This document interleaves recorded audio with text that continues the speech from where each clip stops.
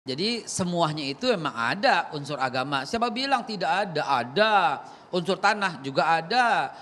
Mungkin dominan gitu ya. Tapi ini saya mau meluruskan sedikit ini. Jangan sampai bangsa Indonesia yang menonton ini tiba-tiba oh begitu gitu ya. Yuk kita lihat ya. Jangan tanggung-tanggung deh kalau moto 135 Masehi. Gimana kalau 1978 sebelum Masehi? Hah? 1978 sebelum Masehi. Lahirnya Nabi Ibrahim di Babilonia, yang kemudian Abraham kalau kata orang Kristen, ya Avram kalau kata orang Ibrani, Ibrahim kalau kata orang kita adalah orang yang sama. Kemudian dia pindah dari Irak, tanah orang Arab, kemudian pindah kemana? Ke Hebron. Lalu kemudian dia bertemu dengan Sarah dan kemudian bertemu dengan Hajar. Dari Hajar kemudian lahirlah Ismail, dari Sarah kemudian lahirlah Ishak. Apa agama Nabi Ishak? Apa agama Nabi Ismail? Apa agama Nabi Ibrahim? Apa yang ditinggalkan?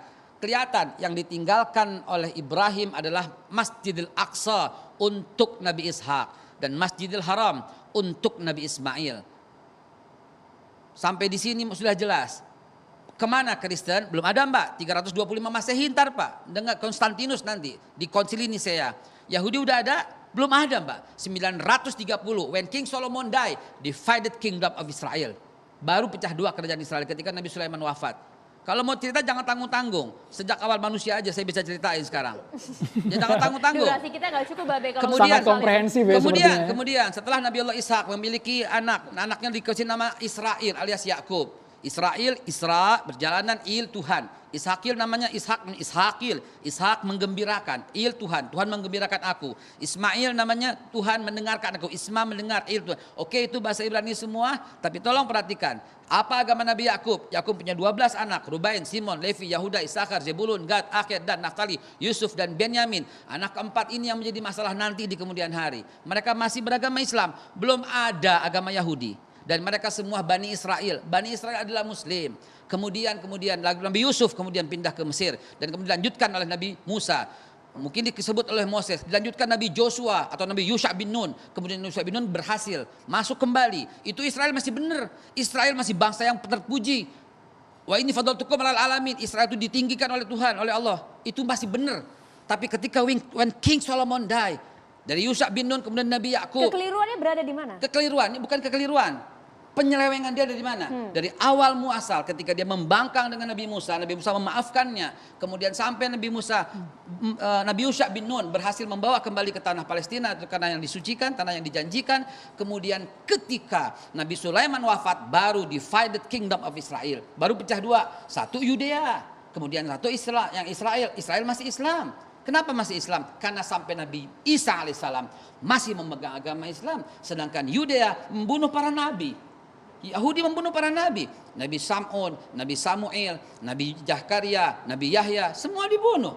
Bahkan Yahudilah yang menuduh Bunda Suci Maria berzina dan kemudian memiliki anak haram. Dari Yesus. situ Be ya posisinya Be ya. Lihatlah bangsa ini dari awal mula emang tukang membangkang. Lah kok ada orang yang membela Israel padahal PBB sudah mengutuknya. Baik.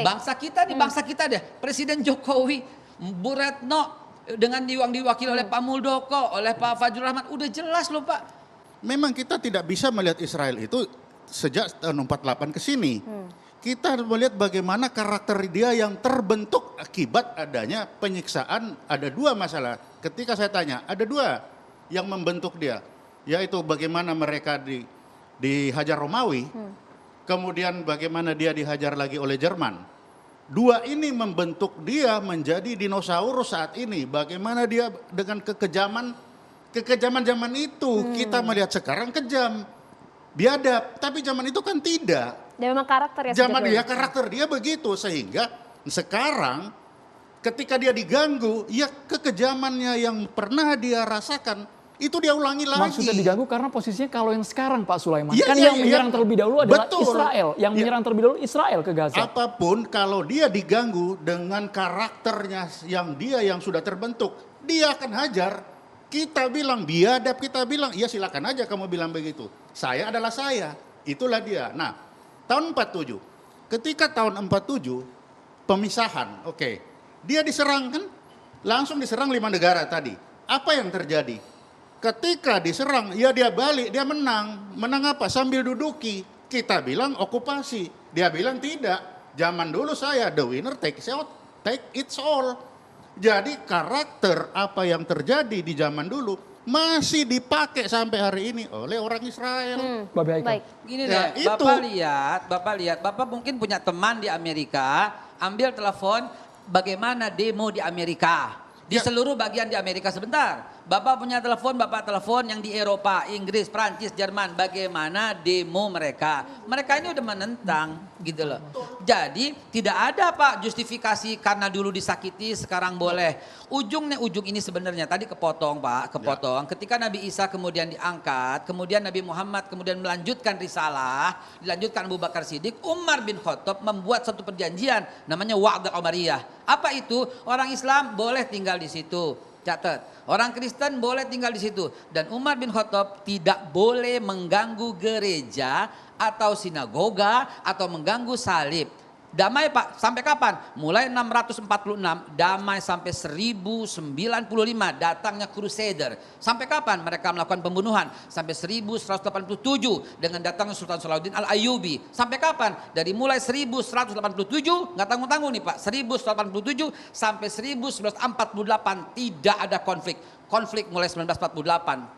Konflik itu Pak yang mesti kita kembalikan. Jadi kalau mau balik-balik sejarah, jangan nanggung-nanggung. Kembalikan dulu ke dengan porsinya. Damai, tentram dengan Wa'd al-Umariyah. 1187, Sultan Salahuddin Al-Ayyubi membuat perjanjian baru namanya Perjanjian Ramallah. Apa isinya? Islam silahkan ibadah di masjid. Kristen silahkan ibadah di gereja. Yahudi silahkan ibadah di sinagoga. Damai semuanya. Sampai bangsa terkutuk itu memproklamirkan, bukan memproklamirkan kemerdekaan, itu namanya dia dijajah. Tapi sampai dia mendapat legitimasi dari PBB untuk mencaplok.